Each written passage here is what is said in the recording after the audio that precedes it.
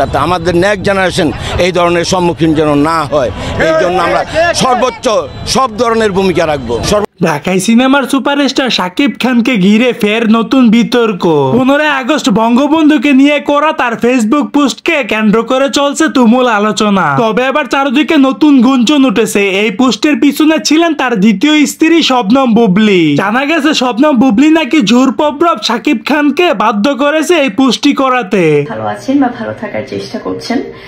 আসলে আমি আজকে আমার প্রিয় দর্শকদের, আমার সকল প্রিয় ভক্ত এই গুঞ্জন ছড়িয়ে পড়তে খেপে উঠলেন নারায়ণগঞ্জের কুখ্যাত সন্ত্রাসী জাকির খান। থাকবে আমরা এই প্রশাসনের সহযোগিতা করে একটি নতুন প্রশাসনের মাধ্যমে তিনি জানালেন সাকিব ও তার বউ দুইজনেই শেখ হাসিনার দালাল। ওরা দেশে আসলে একসাথে তাদেরকে মাটিতে নামিয়ে দিব। ওদের জন্য ভয়ঙ্কর পরিণতি অপেক্ষা করছে। তিনি আরো বললেন যে জামাই বউকে একসাথে কুপিয়ে মারবো। দেশের এমন ভয়াবহ পরিস্থিতিতে সাকিব খানের এমন পুষ্টি করা কি ঠিক হয়েছে? অবশ্যই কমেন্ট বক্সে জানাবেন আপনার মতামতটি।